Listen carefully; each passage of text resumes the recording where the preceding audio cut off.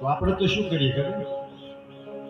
રામ રાજ્યાભિષેક થઈ જાય એટલે આપણે કથા પૂર્ણ થઈ. પછી મારે પોતે ખભે નાખીને ભાગવાની ઉતાવળ હોય, સંગીત વાળાને હવાનો સાદ લઈને ભેગું કરીને ભાગવાની ઉતાવળ હોય, અને આયોજકોને શબ્દે ધકેલવાની ઉતાવળ. આ વાત છે. પણ એ જે ઉત્તરકાંડની કથા છે, એ આ દેહની કથા છે.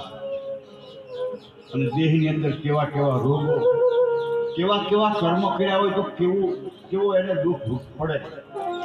અને સસોટ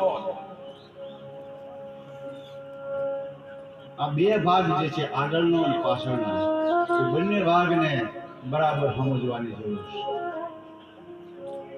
ઘણા એમ કહેતા હોય આ કેટલી કથાઓ આપણે તો સાંભળીએ, પણ ક્યાં કોઈ સુધરે એવું લાગ્યું તમને?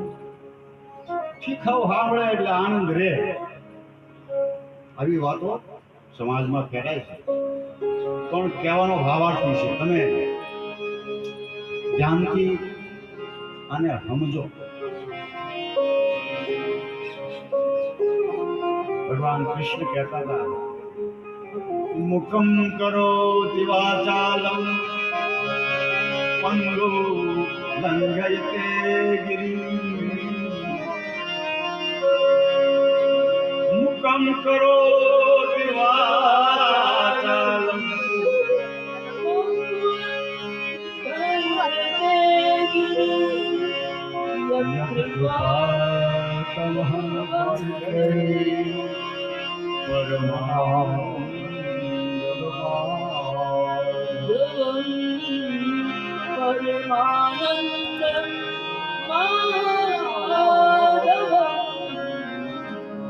ભગવાન કૃપા થઈ જાય તો કોઈ પણ જીવ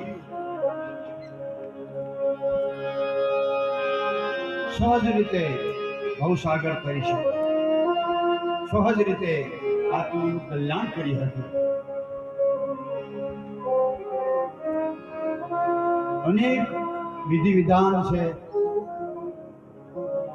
પણ સહજ રીતે જો બતાવ્યું હોય, તુલસીદાસજી મહારાજ રામ નામનું સ્મરણ કરો, એના પર વિશ્વાસ રાખો. જ્યારે સંતો અને સદગુરુ, અનેક સંતો એમ કે તમે જેને ભજો એને